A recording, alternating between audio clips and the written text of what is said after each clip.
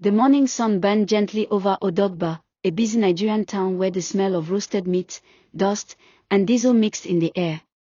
The people of Odogba were known for two things: their love for good food and their gossip. At the heart of the market stood a small wooden store covered with bright red paint and a signboard that read, Maduka's Pepper Soup Palace, the king of taste. Every day from noon till night, people gathered there to eat, laugh, and argue. But none of them knew the darkness that boiled inside Maduka's pots. Maduka was not always the pepper soup king. Once, he was just a struggling man, jobless, frustrated, and poor enough to share one loaf of bread with his wife, Amoka. They lived in a one-room apartment behind the old market, with a rusted fan that made more noise than air. Amoka, beautiful and sharp-tongued, often quarreled with him. Maduka, is this the life you promised me? She would shout, arms crossed. When I married you, I thought you had plans. Look at us now. Even beggars are doing better. Maduka would sigh, tired of her words but unable to reply. One evening, he sat outside, watching the sky turn red, his mind heavy with shame. That was the night he met Arusi. Arusi was not the kind of man you forget easily. His eyes were yellowish, his smile too wide. He dressed in native attire that looked expensive but strange, red embroidery shaped like snakes and skulls. He approached Maduka like an old friend. My brother, he said, voice deep and calm, why do you look so defeated? Maduka chuckled bitterly. Life is wicked. I've tried everything, yet nothing works. I'm tired. Arusi leaned closer. You want success? You want to make your wife proud? You want people to bow when they hear your name? Maduka frowned. Of course. Who doesn't?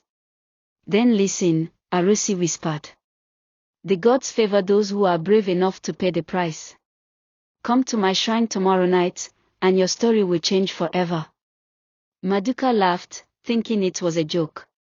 But when he returned home that night, Amoka was waiting for him, furious.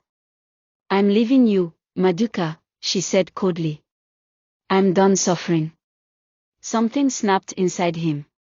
He begged her, cried even, but Amoka packed her small bag. I'll stay, she finally said, only if you can prove you're a man. Go and find money, no matter how. That night, Maduka remembered Arusi's words. The next night, Maduka found himself walking through the bush path behind the market. The moonlight revealed a small hut glowing with red candles.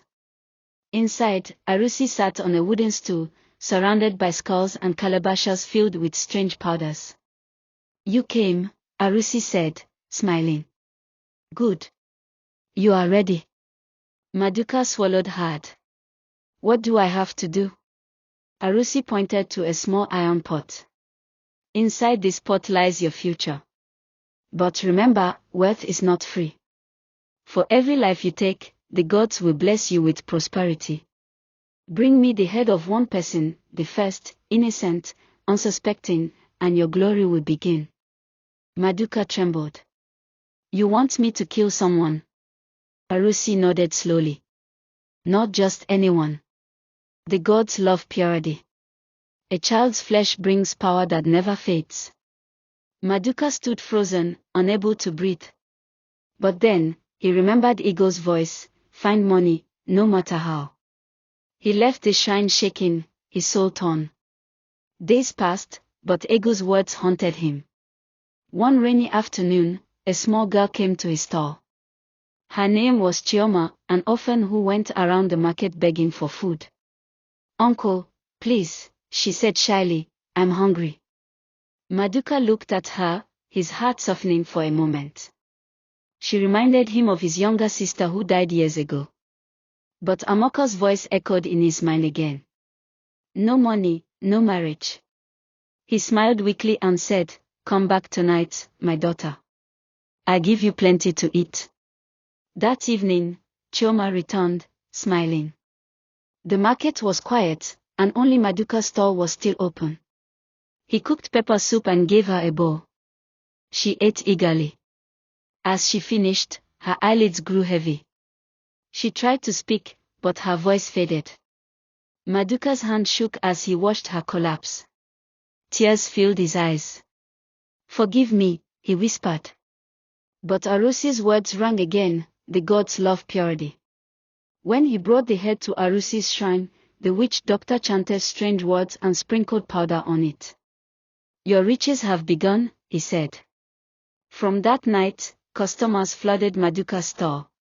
Everyone said his pepper soup was magical. Money poured in. He bought a new shop, new clothes, and even a small car. Amoka smiled again, proud of him. But behind every pot of soup, there was a secret ingredient, flesh from Arusi's victims. Months later, a young journalist named Ezin arrived in Odogba. She was investigating the mysterious disappearance of children in nearby towns. When she came to Maduka's shop, she smiled. "This smells amazing," she said. Maduka grinned. "You're welcome, my sister. Taste and see why I'm called the Pepper Soup King." But as she ate, she noticed something, a small piece of meat that didn't look like goat or fish. Her stomach turned. "Sir," she asked softly, "what kind of meat is this?" Maduka hesitated. His eyes flickered. "Special meat, secret recipe." Ezin smiled politely, but her instinct screamed. She took a small piece and secretly wrapped it in a napkin. That night, she sent it for testing. The result came the next day. Human flesh. Her hands shook as she read the report. Oh my God. She knew she couldn't accuse him without proof. So, she planned carefully, and waited.